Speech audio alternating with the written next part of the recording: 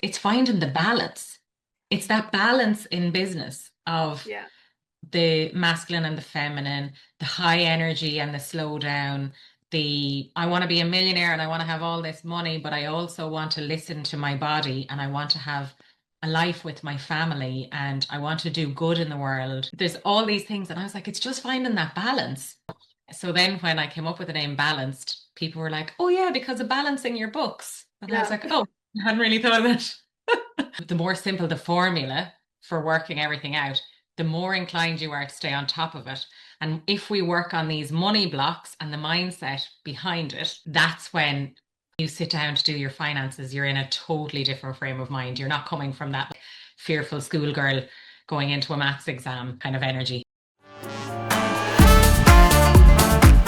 I'm Tiffany Glenland, your host of the Business Bravery podcast. I'm an Australian marketing strategist, coach, and service provider with over 14 years of experience in online business and marketing. This podcast is for coaches and service providers who are brave enough to do business differently. Because when your business actually fits you, it becomes so much easier to show up consistently, talk about what you do, and attract more clients. Here we have honest conversations about visibility, mindset, messaging, sustainable growth, and what it really looks like to grow a business in a way that feels aligned, human, and sustainable. Today's guest is Shirley Dempsey, founder of Balanced by Shirley and a financial empowerment leader helping entrepreneurs build more profitable, sustainable businesses. With a background in corporate finance, she now supports business owners in understanding their numbers in a way that actually feels simple and actionable. Through her mentorship work, she combines financial strategy with mindset and energetics to help clients make confident money decisions. In this conversation, we talk about simplifying your finances, unlocking money mindset blocks, and how those patterns can impact your profitability more than you might realize. If you're a coach or service provider who feels disconnected from your numbers, this episode will help you approach your finances with more clarity, confidence, and intention. With that said, this is an amazing episode, and I can't wait to share with you Shirley's stories of business bravery, past, present, and future. Now,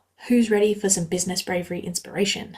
Let's dive in. Welcome, everybody. I am super excited to be talking all things money and money management and all of that goodness this week with my guest, Shirley from Balanced by Shirley. I am super excited. Thank you for taking the time to share some of your bravery stories with me today and all of the goodness that you have with money. You kind of take a different approach, and I'm excited to get into that today too. So thanks, Shirley. Please tell us a bit more about yourself and who you help.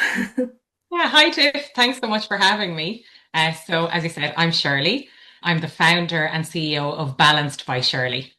So, my background is in corporate finance. I've worked with millionaire CEOs for over 15 years, and in so many ways, their struggles are the same as every other business owner that I've worked with. The one thing that has set them apart is that they demand to understand their finances. They're not happy just to outsource that and say, "Oh, I'm not really good with numbers." They make sure that they know what's going on, what's coming in, and they always have the right mindset. With that being said, I have then brought that to helping other women business owners empower themselves with their money with that exact same formula, using mindset and using the knowledge of what their numbers means.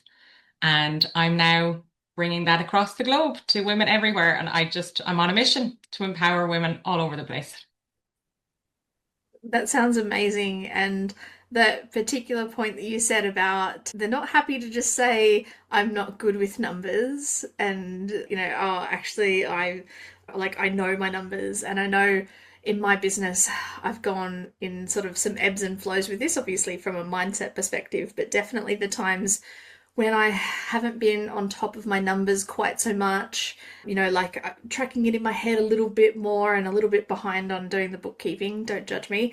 But, that's definitely the times when I notice like the decision making, like it slows down for me. And it's like I'm slower to hire people or choose this software and everything kind of slows down, even like signing more clients as well. Do you see that as well in what you've been going through? Yeah, absolutely. And a lot of the work that I do with people is to clear money blocks because you'll notice you might say, oh, I kind of, when I fall behind with my finances, but I'm getting to the root of why you're falling behind with your finances. So there's generally two issues. There is what the energy that you're bringing to it. So it's what you believe.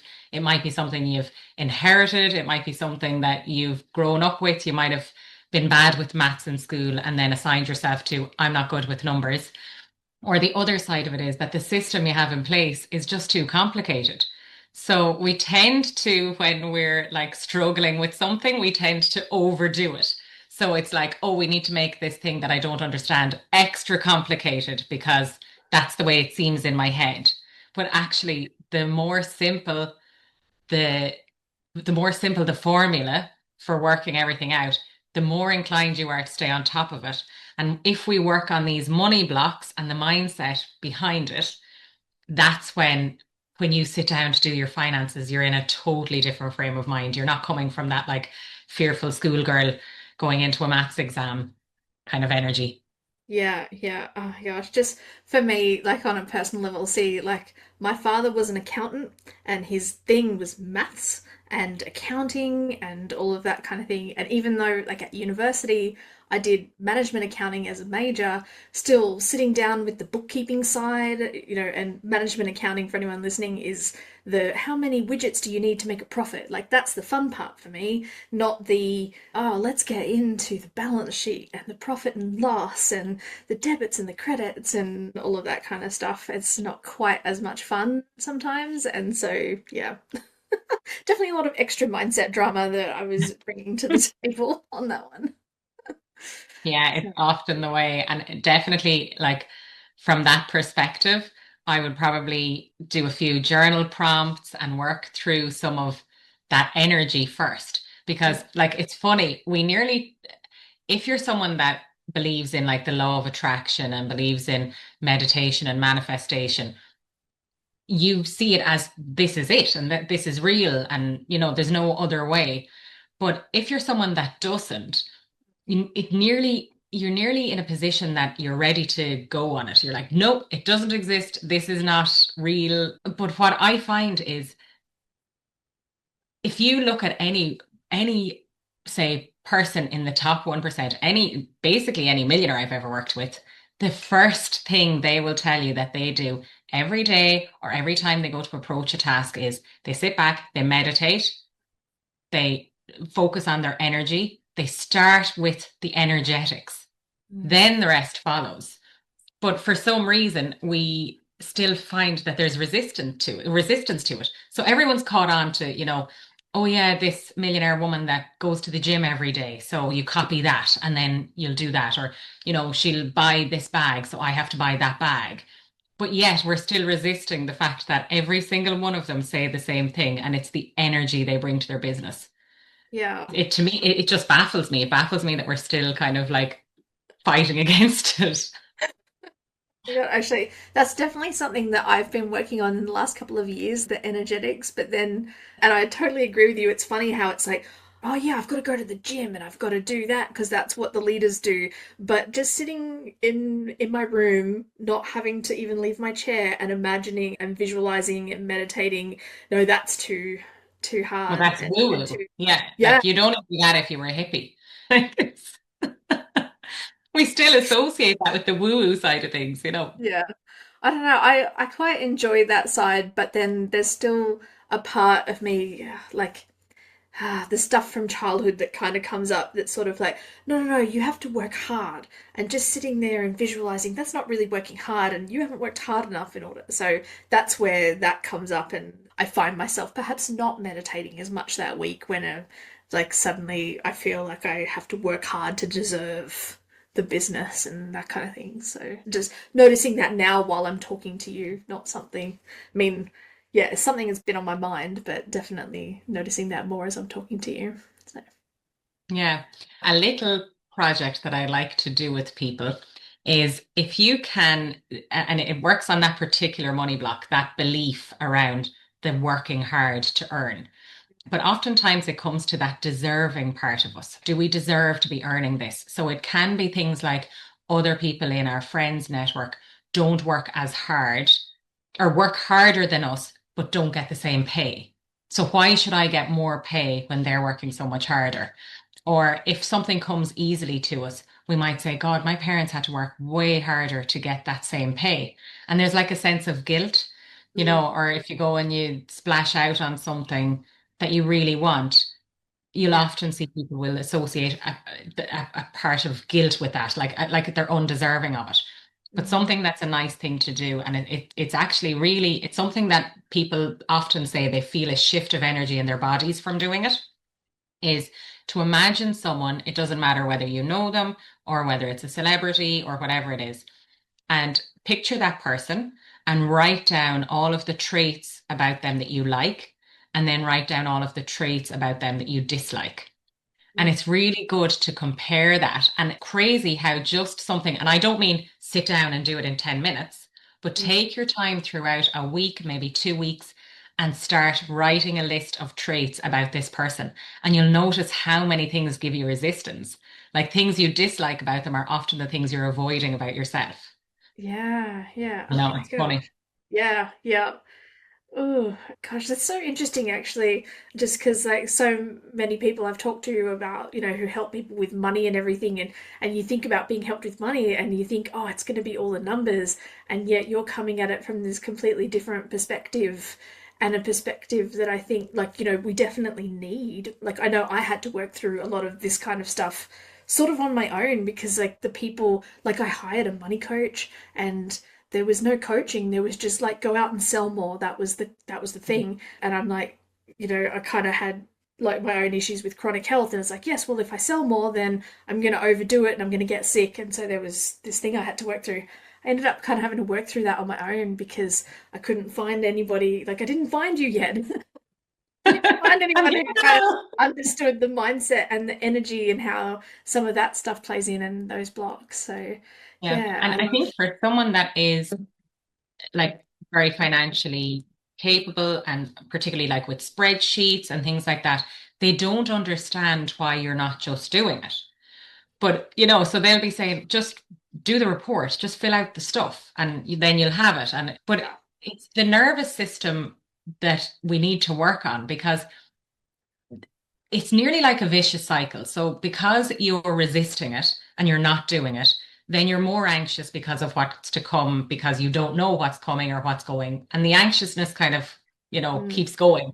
Whereas if we approach it starting with energy, so generally the way I'd work with client is we start with energy. We do a complete audit of their money blocks, of their mindset. The second phase is when we start actually putting reports together, actually looking at your finances, looking at your bank statements together, looking at what's going in and coming out, and putting a plan in place. And then the final part of it, so there's parts in between that, but generally, like, it comes like that. And then at the end, we then work on settling the nervous system. So it's a full circle. So now that you've incorporated all these things, let's go back and look at the nervous system again and look at how you're going to be able to take this out into the real world with you. and I love that so much. And yeah, I'm not surprised that your membership is like completely full and everything. And it's definitely something I want to ask you a bit more about in a little bit. But I've been remiss and I've gotten distracted from the bravery side of All things. right. But I'd love to come back around to sort of what brave things are you working on in your business? Because I've gotten distracted because this is stuff that I want to work on for me. But it's like, no, no, no, bravery, come back. Like, Yeah, I think as business owners, like we have so many brave things we work on a daily basis. Like, I don't think it's everybody that is cut out to be in business. It's not everybody that's able to put themselves out there to be dissected by the big bad world about how we're approaching things and how we're showing up. And so it's not for everyone. So I think even just sometimes just getting up and getting out into business is brave. And 100%. particularly, I'm a mum of three little girls. So oftentimes just leaving my bedroom is very brave for me. I have three girls under 6. So, Oof. Yeah. yeah, great fun. But right now, this year, actually, I have something really exciting that is going on with my business. So, I am 6 years in business. I'll be 7 years in business this year. And I've made the biggest investment into my business and into a new offering in the business. And it was something that I would obviously be very clear on my numbers and I would know when it's time to scale, when it's time to move, when it's time to do this. And I probably could have done it last year and I held out for a little while, probably not being brave enough. But this year I've stepped into the bravery. And yeah, so I've really exciting things kind of going on in the background that'll be released this year. Mm. But yeah, I think when we make an investment into ourselves, it's, we're quicker to make an investment into our kids or into, something that someone told us is a good investment. But when it comes to investing into ourselves and into our own business, sometimes we can be a bit shy to do it. So that's the brave thing I'm doing this year. Oh my God, that's so exciting.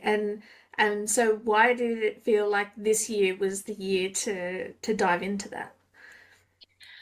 I wasn't sure at the time, but last year I felt that there was a lot of shifts going on in the background. And I thought that I was starting to, once you start getting really clear with where your numbers are coming from and where your energy is leaking from your business, you then kind of set out on a mission to make sure that those energy leaks are taped up first. Mm. So although I could have probably reached out last year and stretched myself and done that, I really wanted to tidy up those leaks first, the energy leaks in my business, so that when I was coming to do it, I Yeah. was coming with my full energy and Mm.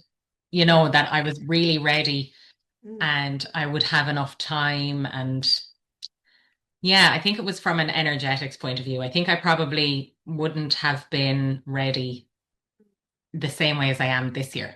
I don't know, Yeah. maybe it has something to do with, it's the year of the horse this year in Chinese years, and Yeah. last year was the snake. So last year was all about shedding, and Uh, this year is about moving along. So well, maybe that was yeah. something to do with it.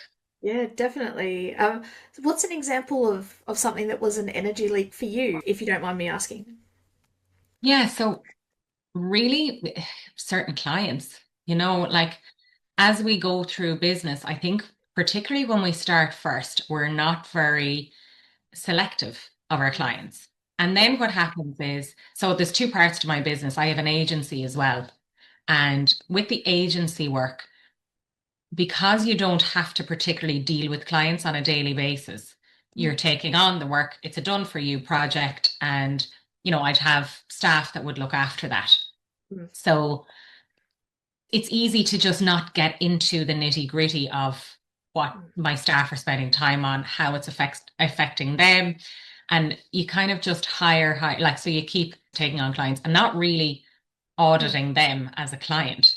Mm. And I'm sure everyone goes through it in business. You start moving through, and some clients remain aligned with you, and others don't, and others take up a little bit more energy than some. And we just move through. It's just business, you pick up new clients, and other ones aren't fully they're not fully with you when you're moving through.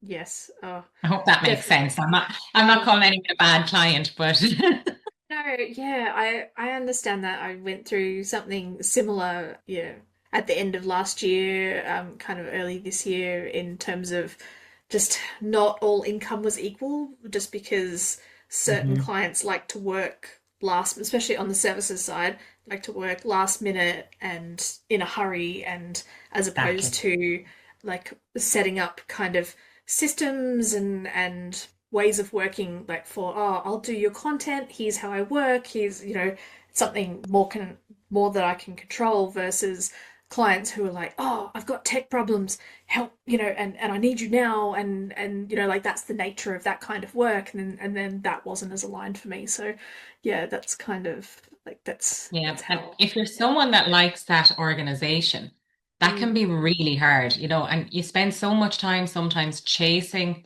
that type of client Mm. that it gets to a point where you're kind of saying, I need you to help me along here. I can't do everything. Yes. So yeah, definitely, energetically, that would be one thing. And then I think there's probably like parts of your business, like I know I had a back injury when I started my business first. I felt that the universe had kind of given me a shove because I woke up one day, I was in corporate finance at the time, and I woke up one day and couldn't move. So I was just stuck in my bed. Um, and there was no warning signs. There was nothing. I just woke up and literally couldn't move my legs. So Oof, then so scary. after, This yeah, sounds it was so scary. fairly I scary. Yeah. couldn't. But yeah, so I had a back injury and didn't know where it came from. It literally, I still to this day think it was the universe's way of stopping me in my tracks. I think that there were signs all along where, like, I'd feel not fully aligned with what I was doing, or that feeling you get where you're just a little bit uncomfortable. And I was saying, this isn't it. It's just Mm, this just isn't it. I couldn't put my finger on it. And then so anyway, I had the back injury. I ended up spending 10 months in bed. Went to different surgeons who told me they couldn't operate. There was very little or no hope to anyone saying that I was going to get any better. It was just a matter of I was going to be on painkillers and that was it. So I went down the route of mindfulness at that point, and I started studying mindfulness and meditation from my bed. That's where I got my diploma. yeah. And I started noticing that the only time I actually felt like I was pain free was when I was out in nature. Mm, So I remember my now husband, who was my then boyfriend, would drive me to the forest so that I could just put my feet on the forest floor to connect with the yeah. earth. And Mm, I just knew there was something in it. So I always feel if there's something off energetically like that, where your body is telling you something's not right here, you just mm, have to listen, because we can ignore the universe, we can ignore all the signs, but it's just going to keep showing us mm, until we listen, yeah. you know? Yeah.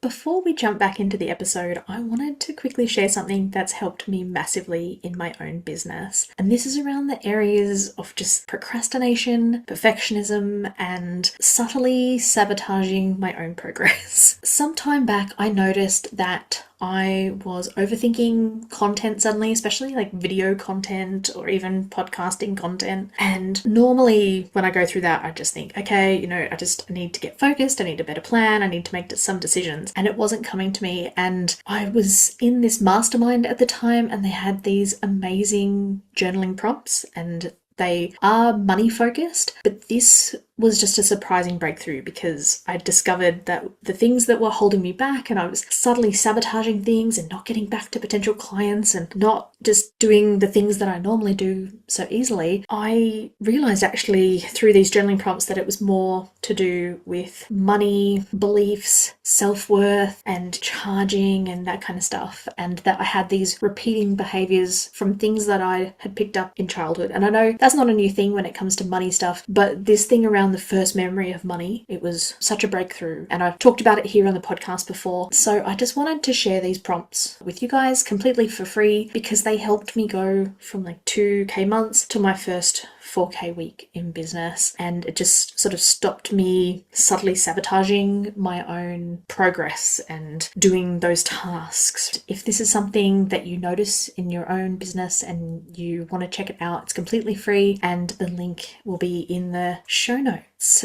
so you can grab it from there. Thanks so much, and I'll let you get back to the episode. So I take it very seriously, protecting my energy when it Yeah. comes to business and when it comes to everything, really. Yeah, actually, it's interesting. The more of this work that I've done, like just being online and talking to online business owners and the podcast and everything, so many stories start out with some sort of like big illness or something that just sort of caused a whole shift in how one sees themselves, sees the world, approaches everything. It's just, yeah, it's you're not alone in that, if that makes sense. Yeah, for sure. Yeah. Absolutely. And I'd often say it, like as part of my work with clients as well, that's why we do these audits for energy leaks as well as for money leaks, Mm. because it goes hand in hand. Yeah. And as long as you're in a position where we're all going to have days where we're tired, we're all going to have days where we're unwell, we're going to get sick, we're humans. Yeah. But for the most part, if you're getting more energy from the work you're doing, I think you're on the right path. Yeah. If the work that you're doing is taking your energy, then we need to listen. Something needs to Mm. change. Yeah. Yeah. Actually, is it? I want to ask you a question because recently, like, I took a kind of a bigger break over Christmas and New Year, and then coming Mhm. back in, and I'd been really in a groove with my business and everything. But then coming back after taking 3 weeks off, and like a real 3 weeks off, which wasn't, oh, I'll just do this little bit of visioning and goal setting, I'll do this little fix this back end process. There was nothing but fun computer games and all that sort of stuff. And Great. yeah, and then, but then coming back to my business, I just was in a real funk with it in January after the break. Is that something that I don't know? And like I've had this conversation with a couple of people who sort of struggled to get back into it this year after breaks or vacations. Is that something from your perspective that's like there's an energy leak or something's a bit off? Or is that just how it goes when you've been kind of working at a certain pace and then suddenly you have a break and then you come back into it? Like Yeah, completely I think selfishly for me. you're right. I think there's a few different approaches to it, to be honest. I think there's a few different reasons. So this year I found January very, very hard to get back into Yeah. the groove as well. But I think sometimes it has to do with the, new year, new me energy. And it's like this go, go, go, go, go energy, which comes from a masculine place, right? So that go energy is very, very masculine. And depending on where we are in ourselves, whether we work as women really well in that masculine energy. But there's other times that our body is really asking us to soften and to be in the feminine energy. And I find that in those times, it's worth listening to because when you're in the feminine energy, that's the energy that brings the creativity as well. So sometimes you need to be in that feminine energy for long enough so that when you come back to it, you're coming back with new ideas. You might be coming back very slowly, but if you think of someone painting a masterpiece, it's not like pressing print. You don't just wake up and say, okay, I'm going to be creative today, and then I'm going to press print and I'm going to get that out there. It's a slow process. So for us to get back into that frame of mind, I think we need to allow that feminine energy back in and allow us to move slowly. Because even as women, as us moving in our slowest energy, we're still getting more done than in the masculine energy. We can all run around with the masculine energy and we're not getting things done. So I think sometimes we just need to be more gentle with ourselves and be more understanding and actually just listen to it, Mm. and go with the flow.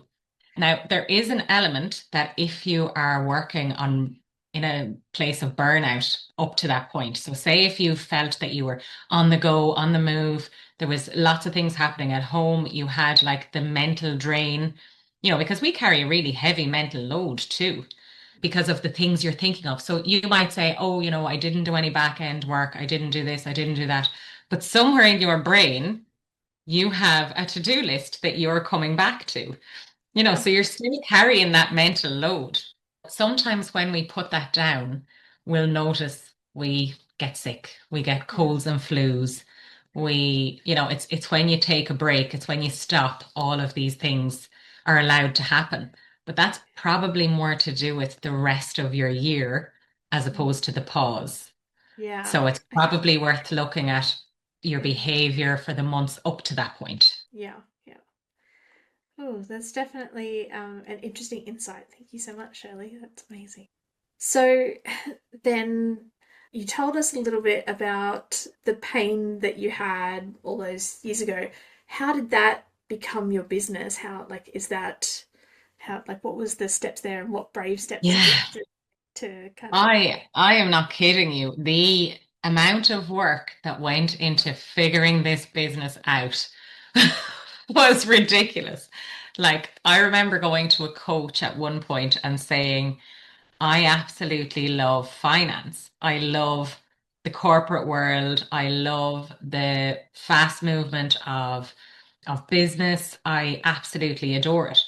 But I also am like really, really, really think that there is a place in that world for energetics and a place for being mindful and like bringing that sense of mindfulness to what we're doing. And I just could not explain it. It took me so long. And Yeah. like I was talking to this coach and I was like, I want to marry the two sides. And my business had a different name at the time. And like it was just all over the place. And then just one day I was like, it's finding the balance. It's that balance in business of Yeah. the masculine and the feminine, the high energy and the slow down, the I want to be a millionaire and I want to have all this money, but I also want to listen to my body and I want to have a life with my family and I want to do good in the world.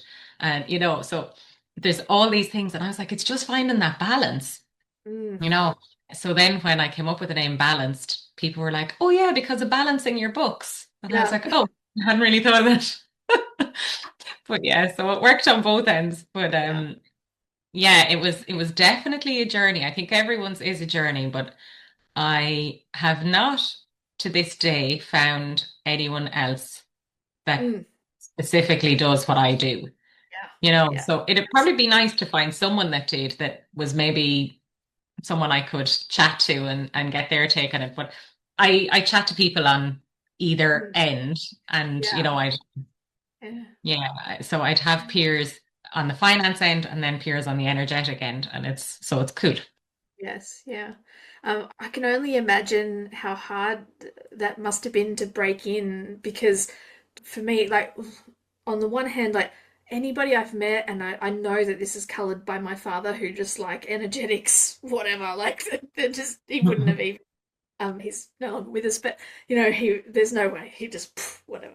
Um, but a lot of people I've met on the accounting side have been like, yeah, they've kind of been much more in that the numbers are more masculine. And I think even those of us maybe who struggle with it, it's because maybe we feel like we need to be more in our masculine and be on top of it, know the numbers and so yeah, what was that like trying to get people to understand or to did you have anything in your head where there was like chatter in your head of like, oh, is anybody going to get this? Or was it just this is my mission, I know I'm in it, and here we go, and the right people started attracting to you? Or, Yeah, so initially, I suppose when I set the business up first, initially I was trying to explain it to myself and get really clear on that. So that was a big part of it. And then I had like business owners that I worked with in the corporate world that would have said to me, you always brought that to us, Shirley. So like these were people that were dealing in big numbers and they felt that that was always part of what you did. And I was thinking, oh, okay, yeah, fair enough. And then as the time went on, I very quickly decided I actually wasn't going to try to convince anyone of it. So the way I feel about it is if you don't believe in the way I do things, if you don't believe in that side of things, you're doing yourself an injustice.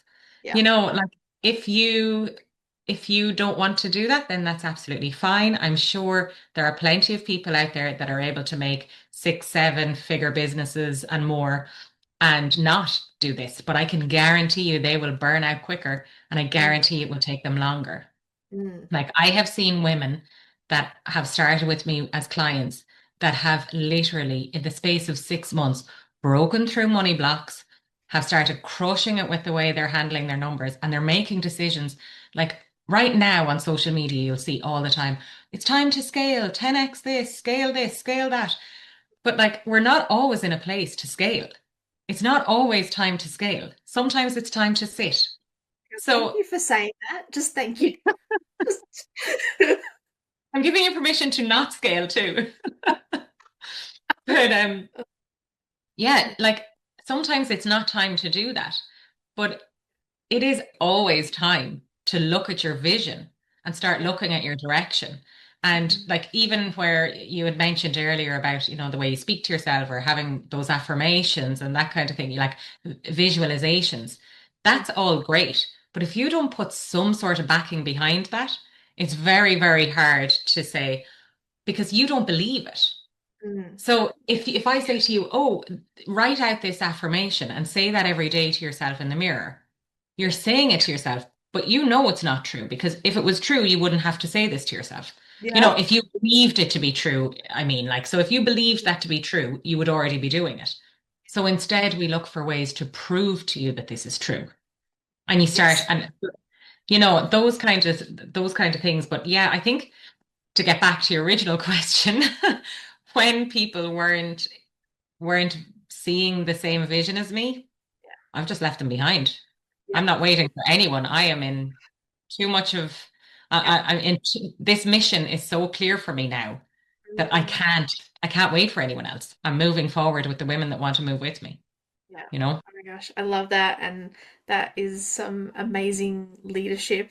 And I love the part that you said about, I wasn't into convincing anyone. Like I find in the early stages of coaching and service, coaching especially is like very much convincing. Like it's very easy to fall into this. I need to convince people Mm. partly because you're kind of convincing yourself that here's my new That's identity. So exactly it. That's exactly it. Yeah.